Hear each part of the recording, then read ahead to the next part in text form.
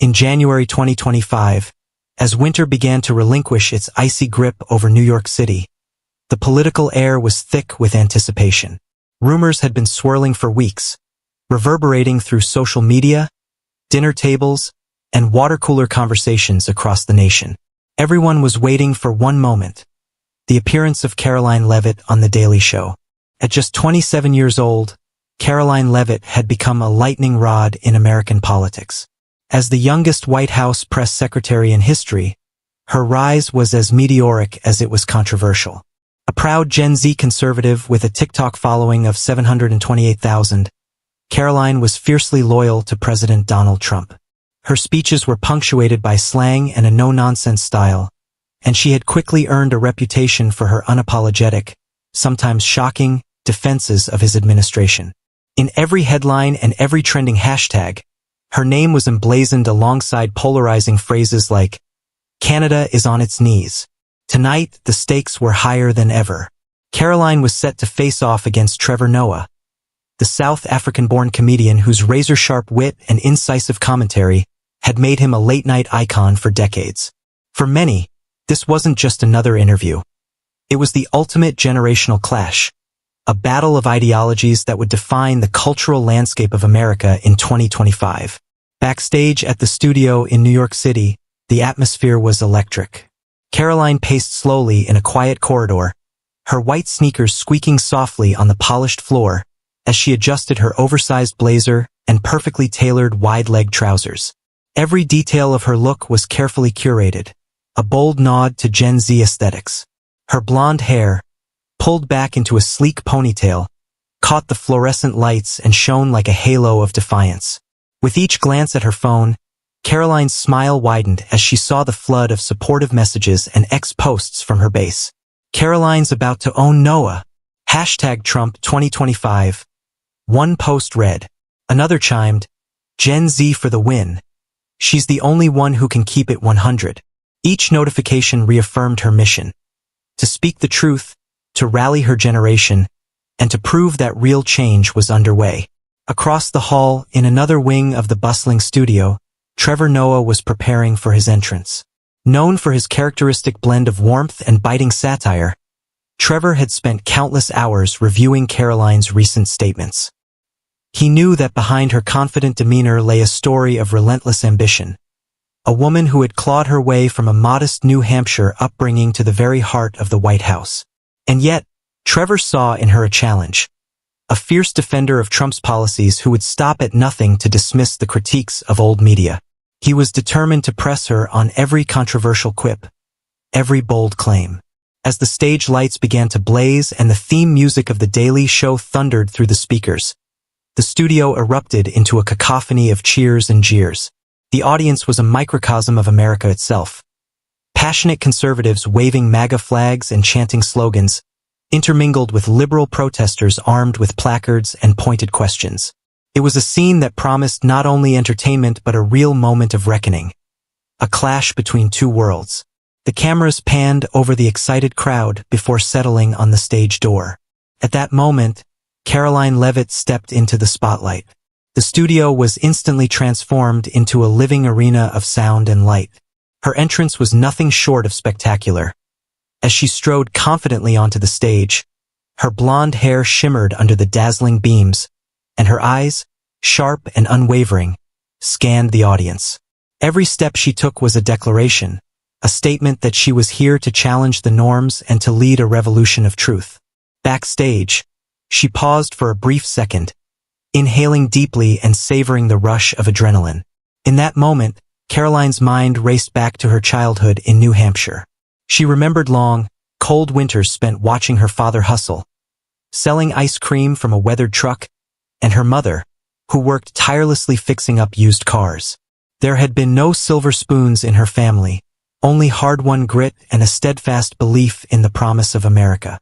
That memory fueled her now as she prepared to face Trevor Noah, a man who represented everything she saw as outdated and elitist. As she crossed the stage, the audience exploded into a chaotic mix of applause and jeers. Some roared with excitement. Others, skeptical of her every word, booed and jeered. But Karoline was undeterred. With a swift, confident wave and a subtle nod, she took her seat in the guest chair opposite Trevor Noah, who sat behind his iconic desk with a playful yet challenging smile. "Karoline Leavitt, welcome," Trevor began, his tone warm but edged with mischief. His voice resonated through the studio, and the audience fell into a hush as he continued. 27 years old, youngest press secretary ever.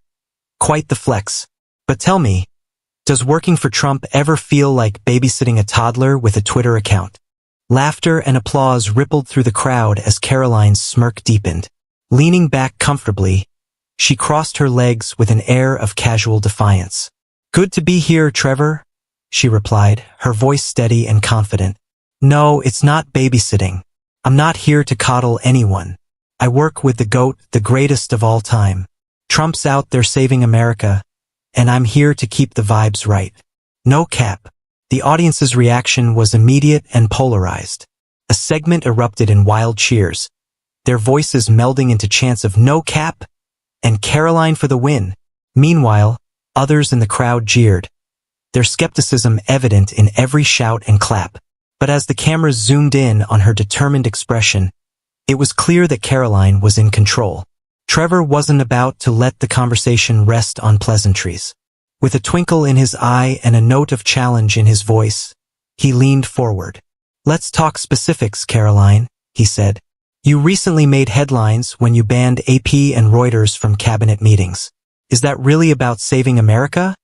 Or is it just an attempt to silence the press?" The question hung heavy in the air. The audience fell silent, each viewer bracing for her response. Karoline's eyes flashed as she met Trevor's gaze head-on. "Trevor, chill with the drama," she began, her tone measured and unwavering. "We didn't silence anyone. The fact is, AP and Reuters have spent decades twisting facts to suit their narrative. They don't report the truth. They spin it. Americans are over the old media. We're simply filtering the room for honesty. It's a vibe check for the press, ensuring that only those who speak real truth are allowed to shape the conversation." No cap. A ripple of murmurs swept through the audience. Some nodded in approval, while others shook their heads in dismay. Trevor raised an eyebrow, his tone softening yet still probing. "A vibe check on the press, you say? Sounds to me like you're controlling the narrative rather than letting the truth shine through. Isn't press freedom the bedrock of democracy?" Karoline leaned forward, her voice growing more passionate. "Press freedom isn't about giving every outlet a free pass to distort reality," she countered. "It's about accountability. And when the traditional media is too busy chasing ratings and stirring up controversy to report the facts, who's left to speak for the American people? We're not shutting anyone out. We're simply saying that if you can't play fair, you're not welcome in our room. And that's the truth." No cap. The tension in the studio was palpable. The audience was split, half roaring their approval, half booing in protest. Yet even amid the uproar, it was evident that Karoline's words had struck a deep chord with her supporters. Not content with just one burning issue, Trevor shifted gears quickly. "All right, let's switch gears," he said, his tone laced with playful curiosity. "Last week, you boldly declared that Canada is on its knees after Trump slapped them with tariffs.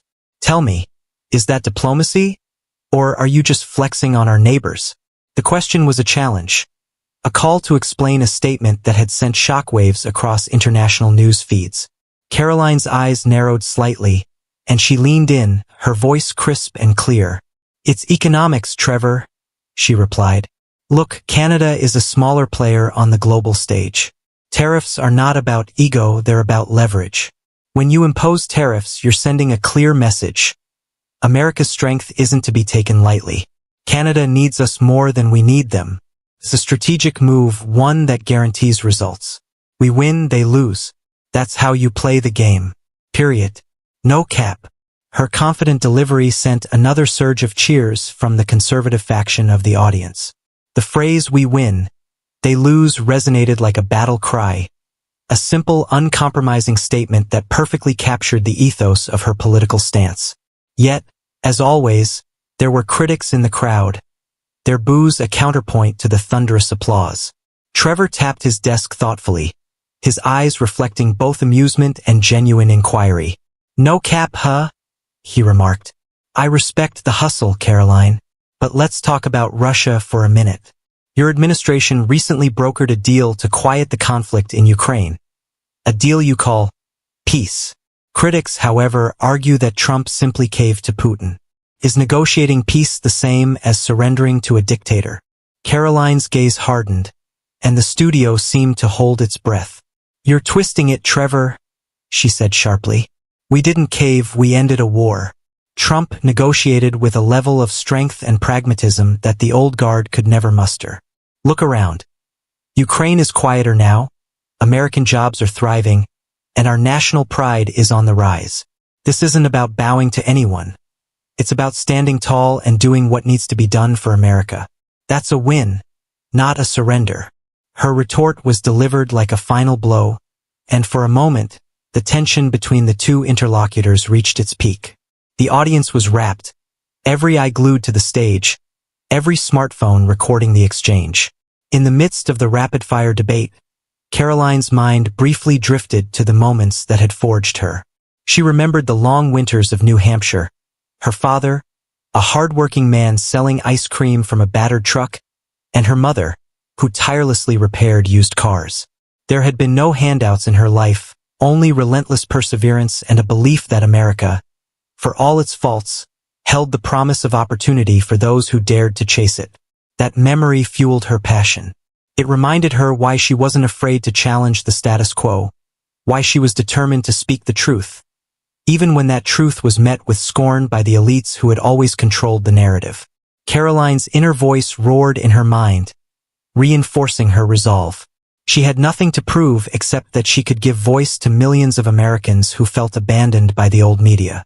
As the debate progressed, Trevor leaned in even closer, his tone shifting from playful banter to a more piercing challenge. "Karoline," he said quietly, "let's get real. You're not just a press secretary, are you? You're a symbol, a face for Trump's agenda. Some would say you're his puppet, a tool designed to distract us from the real issues. Tell me, do you ever question the directives you're given? Or are you content to simply echo what you're told?" The studio fell silent.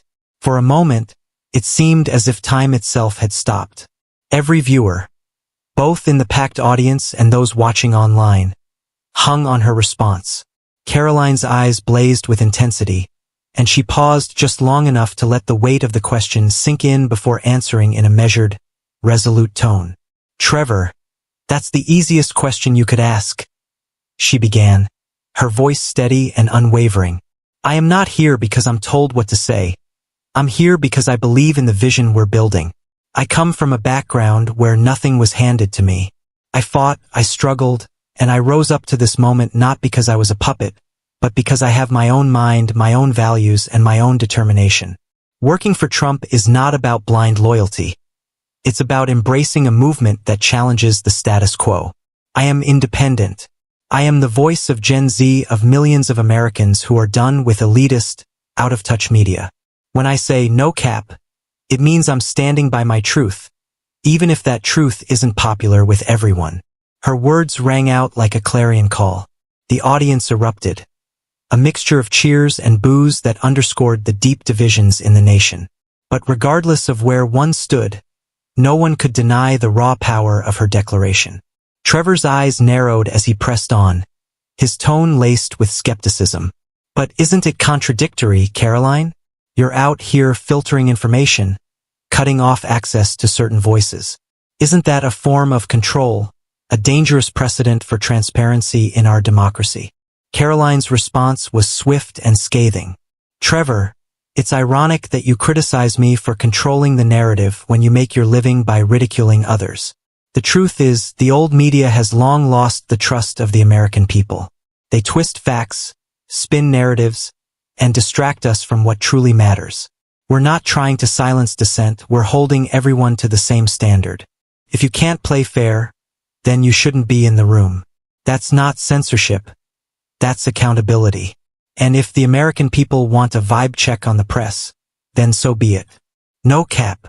Outside the studio, the storm of reactions was only beginning.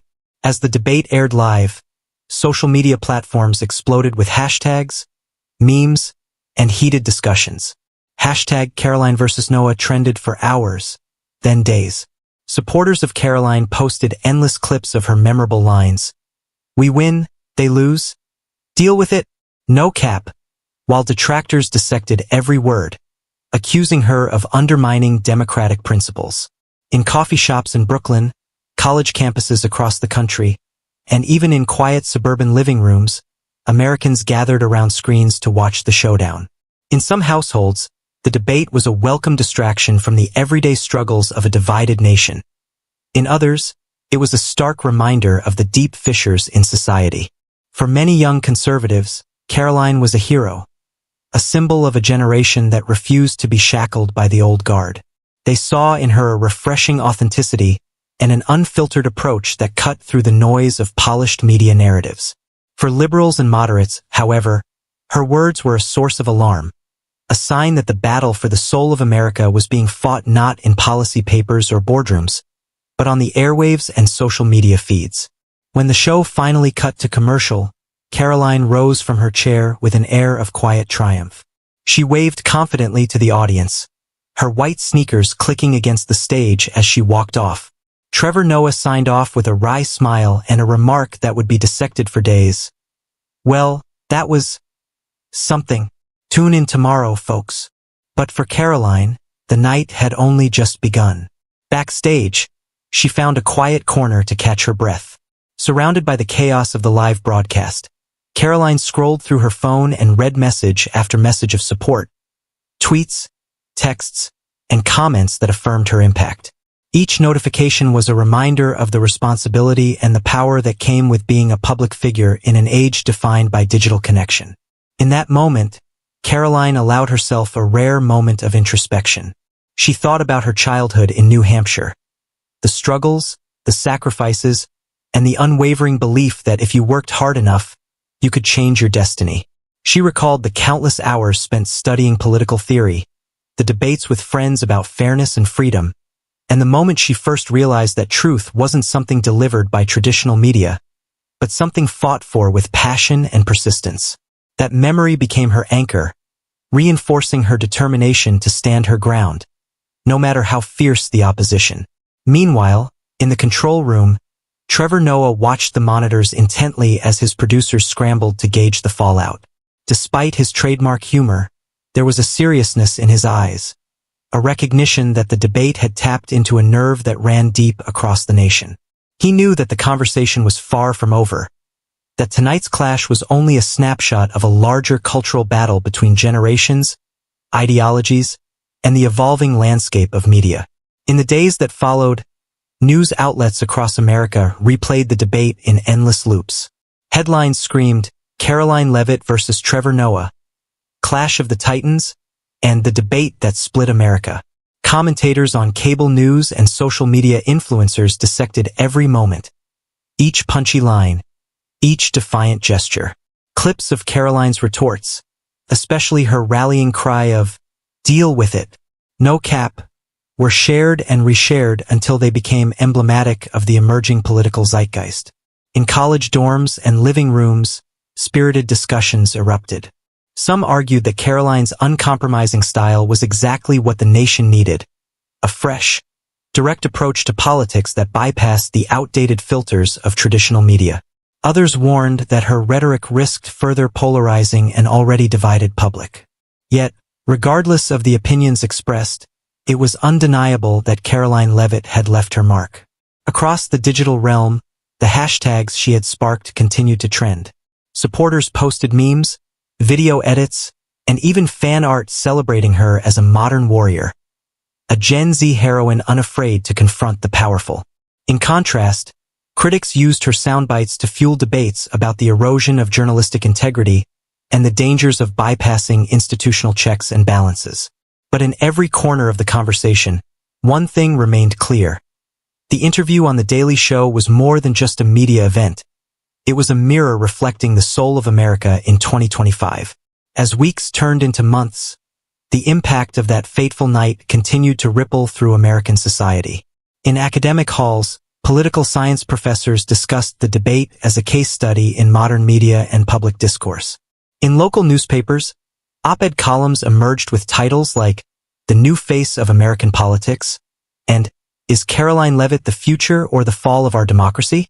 Debates spilled over into community centers and family gatherings, where citizens of all ages grappled with the implications of a political system increasingly defined by social media metrics and viral moments. For many young conservatives, Karoline's fearless approach was a beacon of hope. They saw in her a rejection of what they viewed as a corrupt and out-of-touch establishment, a way to reclaim the narrative and assert the power of their generation. To them, her every no cap was an affirmation of their own experiences of being overlooked, of being dismissed by a media landscape dominated by voices that no longer reflected their reality.